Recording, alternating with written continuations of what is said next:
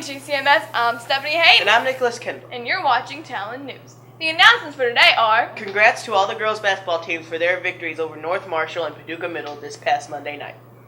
We are having a Veterans Day assembly today. Students have invited relatives who are serving or have previously served in the U.S. military.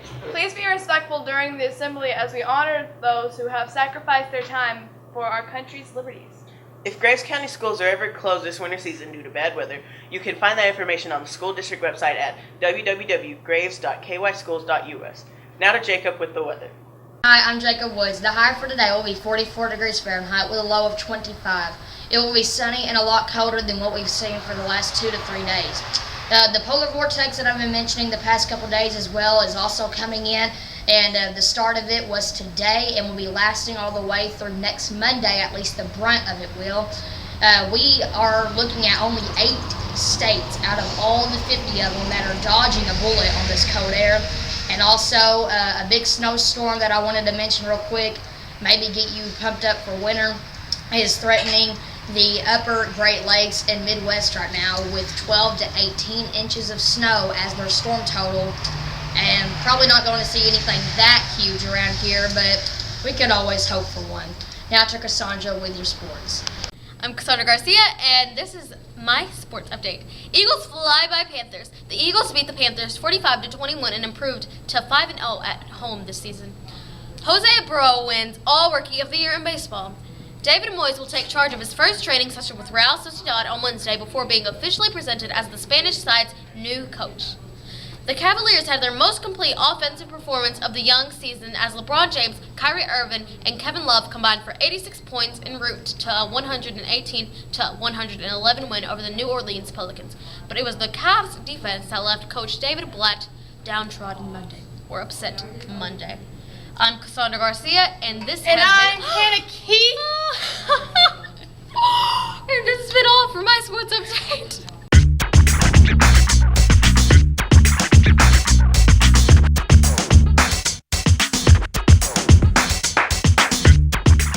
This is your weekly world news update with Cameron Goff And Stephanie Hayden. Here's what's happening on planet Earth.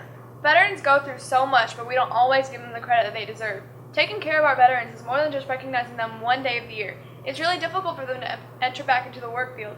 Someone who has done 3 to 6 years of service usually doesn't have a strong employment background or an understanding of how to build a resume and do a proper job search, says Mark Gonzalez, who spent 17 years on active duty in the U.S. Navy, fighting in both Desert Shield and Desert Storm.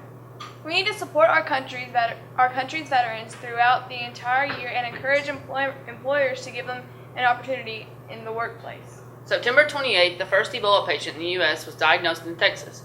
There were 9 cases of Ebola in the U.S. The U.S. is now Ebola-free, according to NBC. Dr. Craig Spencer was the last Ebola patient. He was discharged from the New York City hospital yesterday.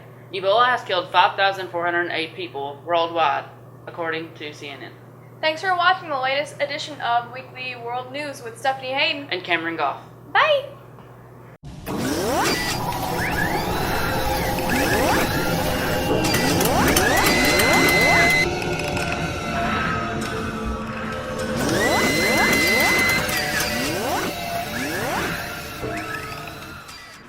This is Nicholas Kendall for more Top 5. Today we'll be doing the Top 5 sports moments of the decade. Number 5, Ray saves the Heat's day. San Antonio's old guard, Tim Duncan, Tony Parker, and Manu Ginobili were each just 20 seconds away from what might have been their last chance at an NBA title. Duncan has won 4 championships with the Spurs. Parker and Ginobili have each won 3. The Spurs led Game 6 of the NBA Finals 95-92. If they could just stop the Heat from hitting a three-pointer, they could be raising the championship banner in Miami and abruptly end LeBron James' dream season, in which he won his second straight MVP award. James missed a 3, but Chris Bosh jumped over 2 Spurs to grab the offensive rebound. Duncan, one of the greatest rebounders of all time, wasn't in the game. Bosh dished the ball out to Ray Allen, the man who has hit more three-pointers than any other player in NBA history.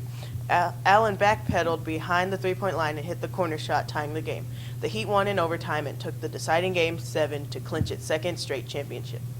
Number 4, Lance's big lie.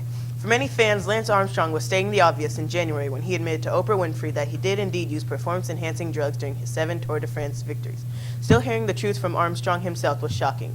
After years and years of strident denials and bullying of accusers, he came clean to Oprah. Yes, he took banned substances. Yes, he took EPO. Yes, he used blood transfusions. Yes, he took testosterone, cortisone, and human growth hormone. And yes, he cheated during all 7 Tour de France wins. Number 3, darkness in the dome. The Super Bowl blackout, which delayed the game between the Baltimore Ravens and the San Francisco 49ers for 34 minutes at the start of the third quarter, was at first somewhat scary, then confusing, then totally surreal as the players stretched out on the darkened Superdome field, waiting for the game to resume. Finally, the lights came back on, and then the lopsided game got electric. Number 2, Fenway flourish. Rarely does one single home run produce 4 different stars. First, there's the obvious standout when David Ortiz of the Boston Red Sox clubbed a game-tying grand slam into the bullpen at Fenway Park during the 8th inning game of Game 2 of the American League Championship Series. He changed the course of this year's postseason. Boston was in danger of falling behind 2-0 at home to Detroit in the series. Instead, the Red Sox won that game, that series, and the World Series, in which Ortiz hit a ridiculous 688 and slugged 2 home runs. Number 1, astonishing Iron Bowl. Alabama coach Nick Saban won't try 57-yard field goals anytime soon. The Crimson Tide was tied with arch rival Auburn 28-28 with 1 second left in last year's Iron Bowl. Alabama, 2-time defending national champs, sat at the rankings once again and was riding a 15-game winning streak. The game seemed destined for overtime, but Saban decided to let a freshman backup kicker, Adam Griffith, try a 57-yarder for the win. Rather than go for a Hail Mary or just take a knee for overtime, Griffith's kick, just the third field goal attempt of his college career, fell short and right into the hands of Auburn's Chris Davis, who was parked in the end zone.